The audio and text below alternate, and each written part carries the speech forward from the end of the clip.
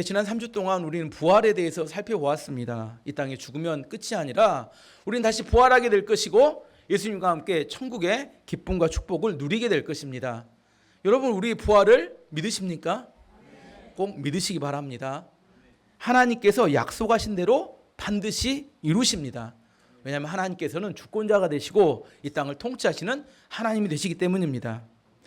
이번 주에 가장 큰 뉴스는 이란과 이스라엘 간의 전쟁이었습니다. 트럼프가 대통령이 된 이후에 이란과 5차례 핵 협상을 했습니다. 이란은 끝까지 우라늄 농축을 포기하지 못한다고 했고, 이스라엘은 이란이 핵무기를 개발할 것에 대한 분명한 의지를 라고 생각하고 금요일 새벽에 전투기와 드론을 동원해서 이란을 공격했습니다. 이스라엘의 목적은 이란의 핵무기 개발 저지가 목표지만 미국은 이 공격을 허용해 준 데에는 트럼프 대통령의 몇 가지 숨은 의도가 있습니다. 뭐 음모론일 수 있는데 그 가장 중요한 의도 중에 하나는 미국의 금리 인하입니다. 갑자기 뚱딴지같이 금리 인하냐. 트럼프가 대통령이 된 이후에 가장 큰 미국 대통령으로서 고민은 미국의 부채입니다. 미국 빚 아시죠? 빚이 얼마나 있는가. 미국의 부채는 그동안 미국은 빚을 내가지고 전 세계에 국채를 발행해서 미국을 운영을 해왔어요. 그 부채가 5경 정도 된다고 합니다. 1년에 이자가 1,400조 정도 나간대요. 우리나라 1년 예산 650조니까 2.5배 정도 되고 미국 예산의 6분의 1 정도가 1,400조 정도 되는 돈입니다. 근데 1,400조 되는 이자를 절반으로 줄일 수 있는 방법이 있어요. 그게 뭐냐면 미국의 금리를 낮추면 돼요. 4.5%인데 이해나 2.5%로 금리를 낮추면, 우리도 여러분 아시죠? 돈 빌리면 대출 이자 내잖아요. 이자를 절반으로 줄여주면 이자가 절반으로 줄어들듯이 금리를 낮추면 그게 절반으로 줄어들 수 있어요. 근데 이 금리를 결정하는 곳이 미국 연방제도이사회라는 패드에서 결정을 하는데, 이 패드는 금리를 잘 안 낮춥니다. 왜냐하면 금리를 낮추면 뭐가 올라가요? 물가가 올라갑니다. 트럼프 대통령은 금리를 낮춰서 몇백조 되는 돈을 다른 곳에 쓰고 싶고, 하지만 패드에서는 금리를 낮추면 물가가 올라가니까 안 내리려고 하고, 근데 이것을 해결할 수 있는 방법이 있는데 그게 뭐냐면 전쟁입니다. 전쟁이 발생하면 미래가 불확실하기 때문에 사람들 뭘 안 해요? 소비를 안 하고 투자를 안 하고 경제활동이 위축되면 아무리 금리를 낮춰도 뭐가 안 올라가요? 물가가 안 올라갑니다. 희한하죠?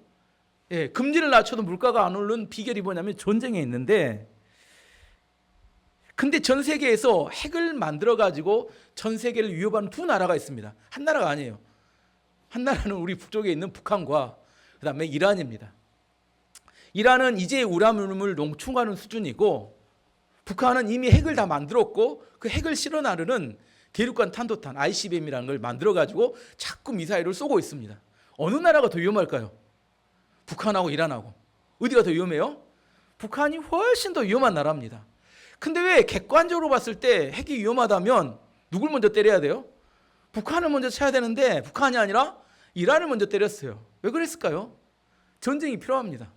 근데 이란도 있고 북한도 있는데, 북한은 뒤에 가까운 나라가 중국과 러시아가 있기 때문에 잘못했다가는 전쟁이 엄청 커져버릴 수 있습니다. 근데 이란 배후에는 아무도 나라가 없어요. 바다만 있습니다. 도와줄 나라가 별로 없어요. 이란은. 그 전쟁을 보면 전쟁이 터져서 가슴 아프긴 하지만 한편으로 이번 주에 보면 가슴을 쓸어내리면서 북한이 아니어서 참 다행이다. 이런 이야기입니다. 이란을 치려면 이스라엘을 통해서 미국이 이란을 쳐요. 그럼 북한을 치려면 누굴 통해서 칠까요? 북한을? 남한을 통해서 쳐요. 이게 아닐 것 같은데 일어날 일은 반드시 또 일어납니다. 근데 우리 북한이 아니기 때문에 참 다행이다 한 그런 생각을 하게 됩니다. 우리나라 주변에는 역사적으로 이렇게 좀 선한 나라가 별로 없어요. 러시아, 중국, 일본, 양아치 같은 나라들이 항상 있어서 역사책에 보면 5,000년 동안 1,000번 이상의 외적에 침입을 받은 아주 고통받는 나라라 그렇게 이야기합니다. 근데 그래도 이번에는 한번 도움을 받았어요. 양아치 같은 두 나라가 뒤에 떡 버티고 있어서 전쟁이 우리나라를 피해가고 이란으로 향하고 있었기 때문입니다. 지난번에 말씀드렸던 것처럼 지난 100년 동안 미국은 전 세계의 경찰 국가 역할을 하면서 전 세계의 질서를 잡아주는 일을 했습니다. 근데 경찰 국가 역할을 한다는 것은 굉장히 많은 돈이 들어갑니다. 근데 트럼프가 대통령이 된 이후에는 뭐라고 하냐면 이제 나는 더 이상 경찰 국가로서 미국을 하지 않겠다 이렇게 이야기했어요.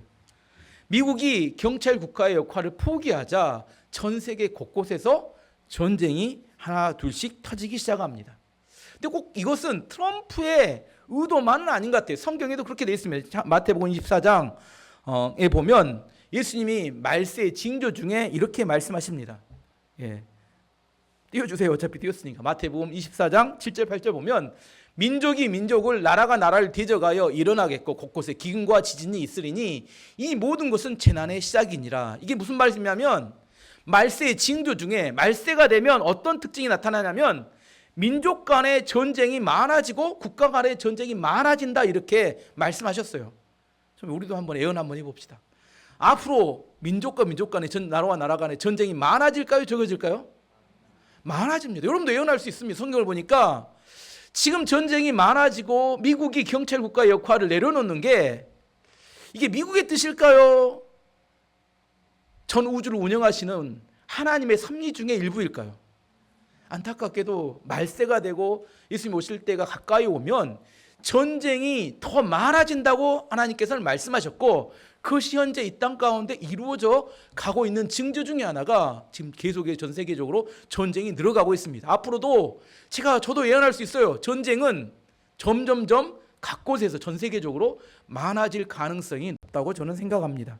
자, 이제 지금까지 한번 약간 정리해보고 하면 눈에 보이는 전쟁은 이스라엘과 이란 간의 전쟁이지만 그 뒤 배후에는 미국이 부채가 많아서 이제 경찰 국가를 포기하겠다고 했던 이야기가 있고 트럼프 대통령의 금리 인하에 숨겨진 의도가 있고 종말에 일어날 많은 전쟁에 하나님의 섭리가 있었다는 사실을 알 수 있습니다.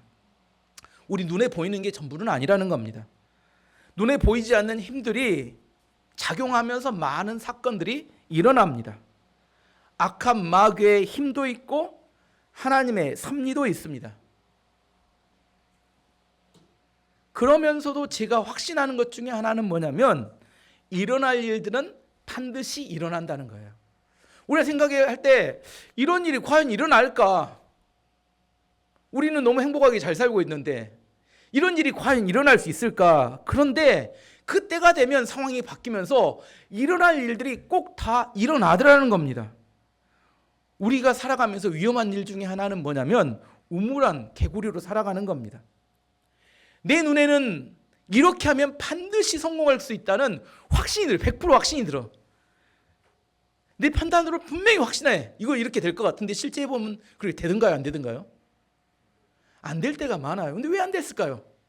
분명히 확신을 했는데 그렇게 안 돼. 왜 안 됐을까요? 내가 눈에 보지 못하고 있었던 중요한 요소가 계산할 때 빠졌다는 의미가 아닐까요?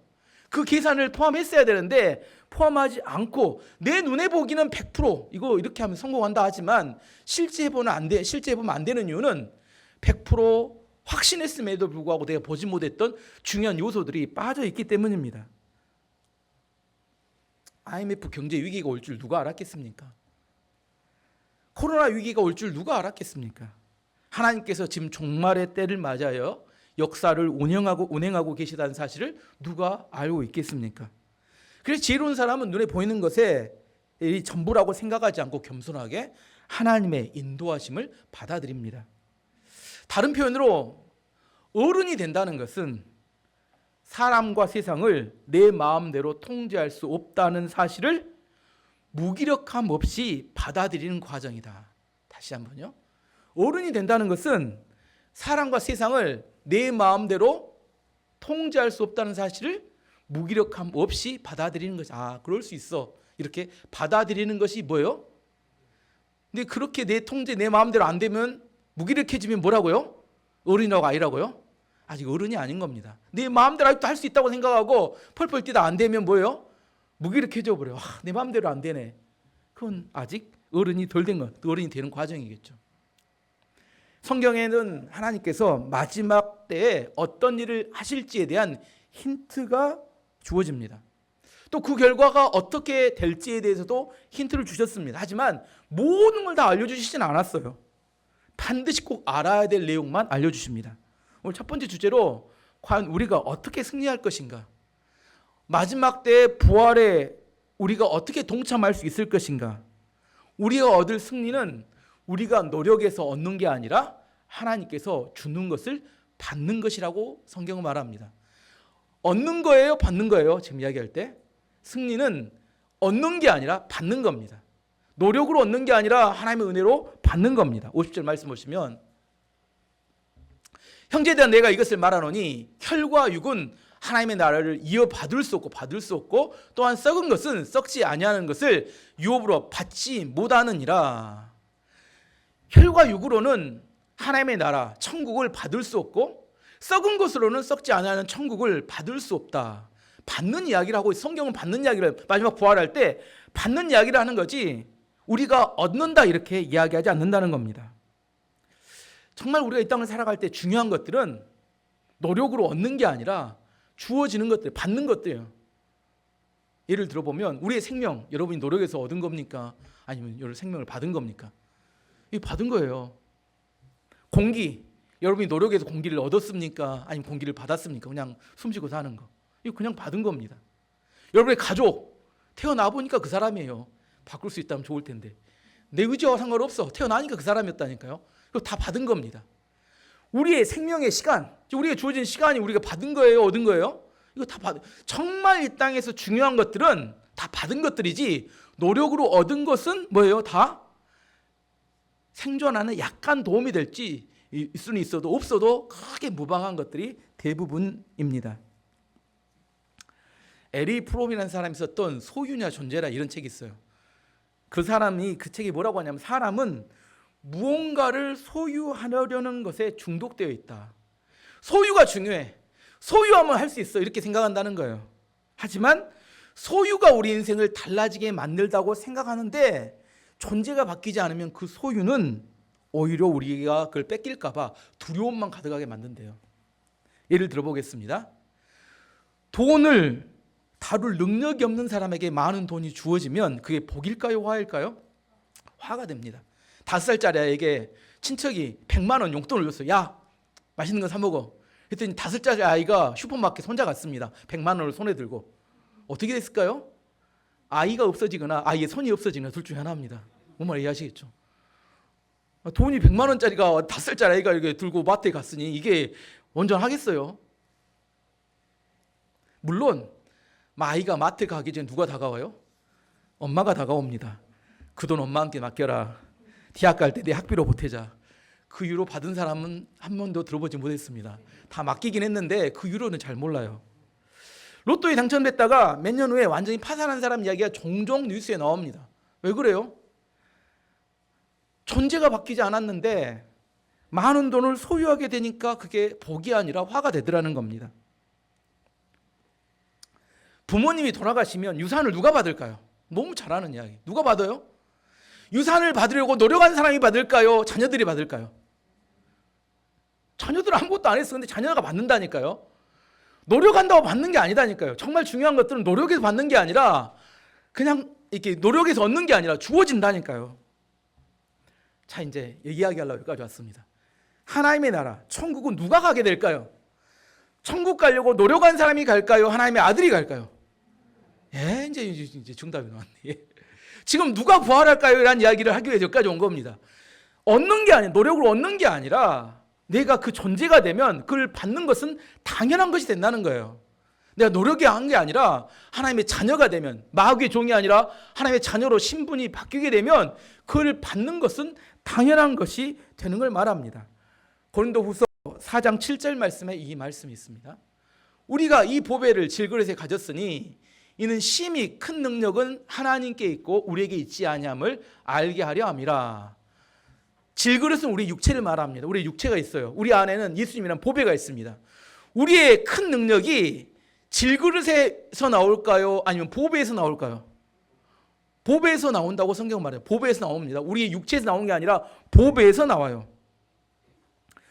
마찬가지입니다. 우리가 어떤 큰 능력과 우리가 마지막 때 구원을 받는 것과 마지막 부활에 동참하는 것은 우리의 능력과 노력에서 나오는 게 아니라 우리 안에 계신 예수 그리스도 때문에 우리가 부활에 동참하고 그 구원의 능력을 받게 된다는, 구원을 받게 된다는 겁니다. 이제 우리나라 이야기를 좀 해보면, 지난주에도 이야기했지만 우리나라는 한국전쟁 이후에 70년 동안 가장 가난한 국가에서 아주 선진국으로 놀라운 변화가 일어났습니다. 우리는 그 변화 안에 있었기 때문에, 매일처럼 삶이었기 때문에 변화를 당연하게 생각할 수 있지만, 역사학자들은 이전에도 없었고 앞으로도 다시 일어나기 힘든 놀라운 발전일 거라고 이야기합니다. 다행스러운 건 그런 고도 성장의 시기에 저도 함께 있었기 때문에 어렸을 때부터 지금까지 보면 후진국, 중진국, 선진국을 다 경험했습니다. 제가 어렸을 때는 먹을 것이 별로 없고 입을 옷이 별로 없었어요. 옷은 언제 입어요? 언제 사요? 설 빔, 추석 빔, 설날을 추석 때 한 번 사면 한 6개월씩은 있습니다. 어렸을 때 저는 겨울만 되면 이렇게 나가서 동네에서 놀면 이 손등이 거북이 등처럼 돼서 짝짝 갈라져서 피가 납니다. 이 손을 그때 뭐라고 해요? 튼다라고 하죠. 손이 틉니다. 이 고개 끄덕끄덕하신 분은 저하고 비슷하게 오래 계신 분들 손이 터요. 그런 사회를 살았어요. 또 좀 더 지나면 제가 중고등학교 때 교회를 다니면 수련회를 가면 어디를 가냐면, 수련회를 가면 큰 강에 텐트를 쳐요. 대형 텐트를 몇 개 칩니다. 아시죠? 그리고 거기서 수련회를 해요. 꼭 근데 수련회 하다가 밤에 비가 와요. 그럼 저녁에 한 2시 정도 되면 비가 물 들어온다고 텐트 젓고 이동하느라고 난리가 납니다. 한 일기예보를 좀 알아보고 날짜를 정하면 좋은데 그때는 일기예보도 잘 없었는가. 아무튼 왜 그때 큰 텐트를 쳤을까요? 콘도나 리조트가 지금은 하지만 그때는 없었어요. 그런 개념이 지금 콘도 가면 되지 않은데 그때는 그런 게 없이 수련회 하려면 어디로, 그때 수련회는 다 강가에 텐트 치고 하는 거, 이렇게 생각했던 때입니다. 제가 어렸을 때 처음으로 저희 집이 이사를 했을 때 우남로 주공아파트에 이사를 했어요.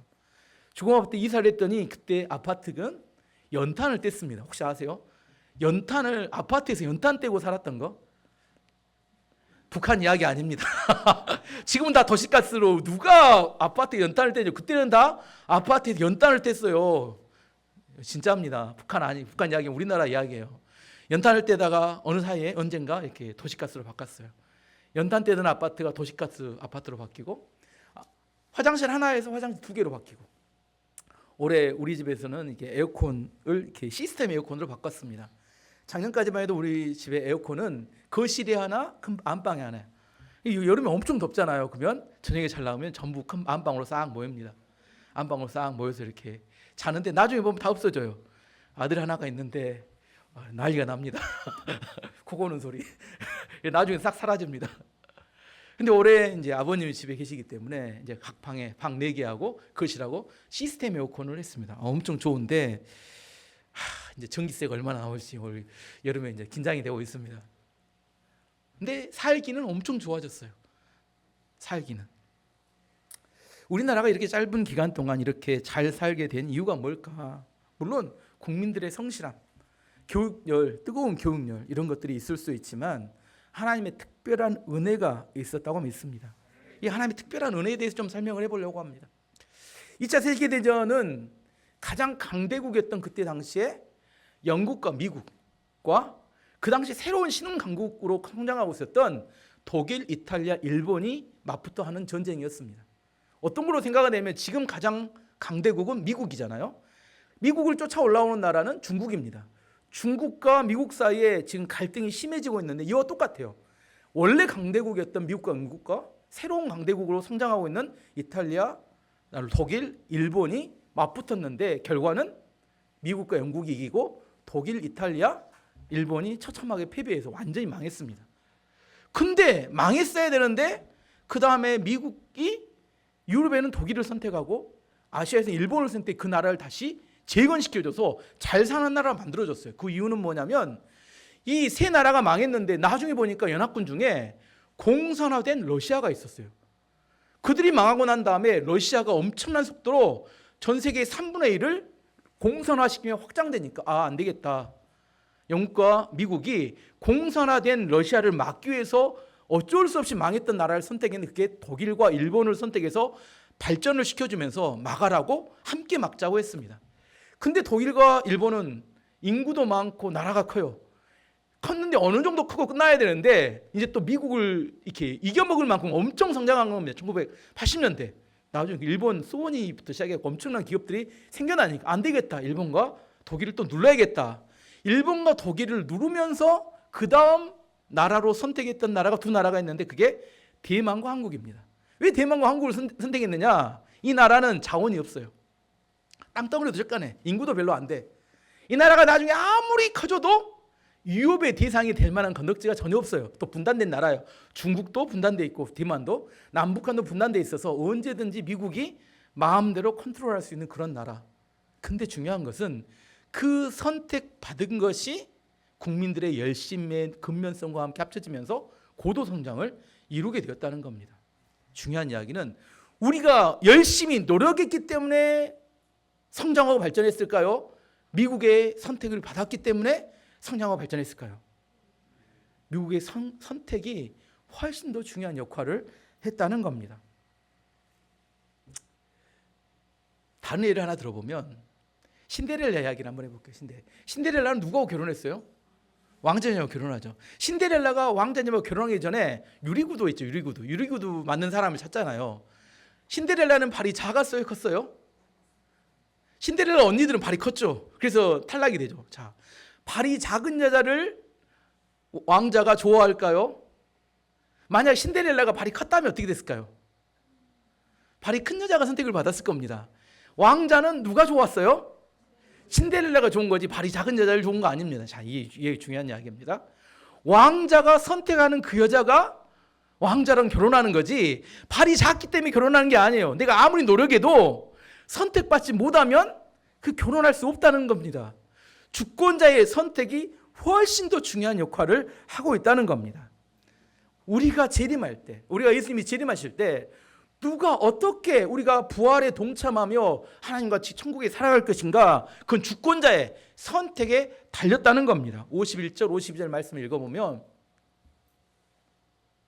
51절, 52절 보라 내가 너에게 비밀을 말하노니 우리가 다 잠잘 것이 아니요 마지막 날에 순식간에 호련히 다 변화되리니 나팔 소리가 나매 죽은 자들이 썩지 아니할 것으로 다시 살아나고 우리도 변화되리라. 마지막 때 나팔 소리가 나며 예수님이 재림하실 때 그때 썩지 아니할 것들이 썩을 것들이 썩지 아니할 것을 입고 우리도 모두 다 놀라운 부활의 몸으로 변화될 것이다 이렇게 이야기합니다. 자, 아까 처음에 이야기했는데 물어봤는데 이게 일어날 수 있을까요? 이게 일어날까요? 정말 이렇게 변화되는 게 가능할까요? 죽었는데 우리가 하는 일이 아니라 가능합니다. 우리의 노력으로 한다면 죽은 사람이 어떻게 부활해요? 안 됩니다. 하지만 하나님께서 우리를 변화시키기 때문에 가능하다는 겁니다. 주권자가 선택하면 그 일은 일어날 수 있게 됩니다. 처음에도 이야기했지만 일어나야 될 일은 반드시 일어납니다. 53절 54절을 읽어보면 이 썩을 것이 반드시 썩지 아니할 것을 입겠고 이 죽을 것이 죽지 아니함을 입으리로다. 이 썩을 것이 썩지 아니함을 입고 이 죽을 것이 죽지 아니함을 입을 때는 사망을 삼키고 이기리라고 기록된 말씀이 이루어지리라. 마지막 부활의 때 모습을 이야기하는데 죽음을 삼키고 이기게 될 것이다 이렇게 말씀합니다. 지금 우리나라는 엄청난 그 위기와 도전에 직면해 있습니다. 이란만이 위험한 것이 아닙니다. 아까 처음에도 이야기했지만 우크라이나만이 전쟁터는 아닙니다. 중국이 대만만 합병하려고 하는 건 아닙니다. 중국이 주변 나라를 합병하고 확장해 나가는 과정을 살펴보면 1947년에 내몽골을 군사로 군대를 동원해서 점령하고 합병해 버렸어요. 1947년에. 1949년에 중국이 신장 위구르 지역을 점령하고 합병해 버렸습니다. 1950년에 티베트를 점령하고 합병해 버렸어요. 한번 지도를 봐보면 그 나라가 얼마나 큰가. 저 위쪽에 북쪽에 있는 주황색이 내몽골입니다. 이 좌측에 있는 녹색 있는 이렇게 그게 신장 위구르예요. 그 아래쪽에 있는 티베트입니다. 실제 세 개를 합쳐보면 중국 땅덩어리만큼 큰 지역입니다. 그리고 나서 지금 현재는 어디를 먹어버리려고 했어요? 대만 있죠. 근데 대만 위쪽에 붙어있는 작은 나라가 하나 있어. 남북한 나눠져 있는. 저 나라에 대해서 어떻게 생각할까요? 대만을 합병하고 난 다음에는 됐습니다. 대만을 합병하고 난 다음에 그 다음에 차례는 어디일까요? 중국이 합병하는 방법은 뭐냐면 인해전술입니다. 먼저 뭘 옮기냐면 사람들을 옮겨요. 사람들을 쭉 옮기다가 나중에는 그 나라를 먹습니다. 하나 예를 들어보면 호주는 큰 대륙이잖아요. 호주의 인구가 2,700만 정도 된다고 합니다. 근데 중국에서는 호주 이민 정책을 장려해서 호주로 많은 사람이 이민을 해가고 있어요. 호주에 사는 중국계 이주민이 140만 정도 된다고, 5.5% 됩니다. 계속 이주해 가고 있는데 중국 사람들은 애를 많이 낳고 호주의 백인들은 애를 적게 낳아요. 30년 전 황세대가 지난 다음에 호주의 정치계나 인구 비례가 어떻게 바뀔지 아무도 몰라요. 요즘 우리나라도 그 이야기하죠. 중국 사람들이 수도권을 비롯한 우리나라 주요한 곳에 부동산을 계속 사서 이렇게 매입하고 있고 중국인들이 계속 우리나라로 이렇게 이주해 오고 있다. 그런 이야기를 합니다. 대한민국은 미국과 중국 사이에 이 패권 정쟁 사이에서 살아남을 수 있을까요? 중국 사람들은 계속해서 부동산을 사오면서 우리나라의 인구를, 사람들을 보내고 있고, 미국은 우리나라에 있는 최첨단의 제조 공장들을 하나 둘씩 미국으로 이전해 가고 있습니다. 삼성전자, 현대차, 현대제철, 조선소 등 계속해서 이전해 가고 있습니다. 미국이 우리나라의 주요한 기술을 가진 공장들을 다 이전해 가면 미국이 한국을 중국으로부터 지켜야 될 만한 이유가 있을까요? 이런 이야기입니다. 중국이 대만을 지켜줄까요? 미국이 중국으로부터 대만을 지켜줄까요? 안 지켜줄까요? 여러분 어떻게 생각하세요? 미국이 지네 나라 일이야, 같은 민족끼리 함께 같이 살아, 이렇게 생각하고 이렇게 이야기해버리면 끝입니다. 미국이 우크라이나 전쟁일 때 우크라이나의 군대를 파병해 지켜줬어요? 안 지켜줬어요? 지금도 우크라이나를 지켜줄 생각이 별로 없는 것 같아요, 제 생각에는. 근데 한국은 어떨까요? 한국은 많은 생각이 들게 하는 그런 이야기입니다. 제가 다시 처음으로 돌아가서 이야기하면 일어날 일들은 반드시 일어나게 됩니다. 누구의 그 의지에 달렸다고요? 주권자의 의지에 달렸습니다. 하나님의 의지에 달렸어요. 어쩌면 이 땅에 눈에 보이기는 미국의 의지일 수도 있지만 실제로는 하나님의 의지에 달렸습니다. 이건 제가 아까 위험한 이야기를 했지만 하나님께서 대한민국을 다시 한번 부흥시키고 마지막 때에 쓰시기를 원하면 그렇게 되어져 갑니다. 더 이상 소망이 없어 보이는 이 나라 가운데 큰 부흥과 성장이 일어날 수도 있지만 또 다른 반면에 다르게 생각하면 이 나라가 무너지도록 하기를 원하시면 얼마든지 또 무너져 없어질 수도 있다는 겁니다. 우리 생각할 때 우리는 이란을 보면서 참 불쌍하다 이렇게 생각할 수 있죠. 우크라이나 불쌍하다. 근데 외국에서 우리나라를 보면 불안하고 이렇게 안전하지 않는 건 동일합니다. 어떻게 저런 나라에 살까 이렇게 생각할 수 있습니다. 근데 제가 이야기하고 싶은 것은 하나님의 주권자에 의해서 이 땅이 결정될 수 있다는 겁니다. 고린도서 15장은 부활에 관한 이야기를 합니다. 부활의 신앙이란 눈에 보이는 것의 전부가 아니라 눈에 보이지 않는 하나님의 놀라운 역사와 섭리가 있음을 믿는 걸 말하는 겁니다. 사도 바울이 마지막 부활을 전하면서 성도들에게 이렇게 권면합니다. 58절 8절 말씀 보시면, 그러므로 내 사랑하는 형제들아 견실하며 흔들리지 말고 항상 주의 일에 더욱 힘쓰는 자들이 되라. 이는 너희 수고가 주 안에서 헛되지 않은 줄 알미라. 부활신앙 중에 잘못된 부활신앙이 있고 진짜 부활신앙이 있습니다. 잘못된 부활신앙이 이런 겁니다. 제가 설명해보면 이런 신앙 꽤 많습니다. 죽으면 어차피 다 끝나는데, 천국 가고 끝나는데 대충 살지 뭐. 이 땅과 천국은 단절되어 있기 때문에 여기서 죄 짓고 마음대로 살다가 어차피 죽어서 천국 가면 돼, 이렇게 생각하는 것은 잘못된 부활신앙입니다. 이게 좀 지나치면 이런 겁니다. 이 땅에 죄 짓고 마음대로 살다가 잘못하고 살다가 자살해서 천국 가면 되지, 이렇게 생각하는 사람도 있어요. 잘못된 부활신앙입니다. 진짜 부활신앙은 내가 부활을 믿기 때문에, 내가 예수님이 오실 때 부활을 믿기 때문에 현재 당하고 있는 고난과 어려움 앞에서 흔들리지 않고 우리의 믿음의 삶을 살아내며 새로운 도전을 시도해가며 살아내는 삶을 말합니다. 왜요? 하나님께서 약속하신 것을 반드시 이루실 것을 믿기 때문입니다.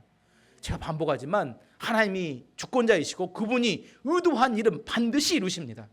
성경이 약속된 약속은 반드시 우리가 이 땅 가운데 일어납니다.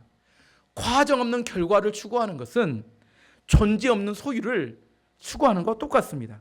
아무리 많이 가져도 소유해도 존재가 바뀌지 않으면 그건 축복이 아니라 저주가 될 수 있습니다. 내가 부활을 믿는다. 이 이야기를 어떻게 설명하면 쉽게 이런 겁니다. 내가 천국을 소유했어. 이렇게 생각하는 사람이 있어요. 구원파 쪽 이야기인데, 천국을 소유하면 이제 이 땅에 마음대로 해서 천국에 가니까 괜찮아 이렇게 생각하는 거, 천국을 소유한다 이런 개념인데, 천국을 소유하는 게 아니라 우리는 천국을 누리는 겁니다. 내가 부활을 믿고 우리 안에 다시 예수 그리스도와 살 것을 믿기 때문에 내 안에 이 땅에 부활을 믿고 누리고 사랑을 말합니다. 저는 여러분이 천국을 소유하는 게 아니라 부활을 믿기 때문에 천국을 누리고 살기를 원합니다.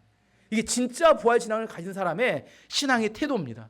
이 땅에서 또 천국에 가서 이 땅에 누리는 천국에 대한 누림이 천국에 가서 진짜 누리는 누림이 될 수 있습니다. 우리 안에 진짜 부활 신앙을 가지고 천국을 누리기 때문에 매일처럼 감사하고 기뻐하고 즐거워하며 살아가는 교회와 성도가 되시기를 축원합니다.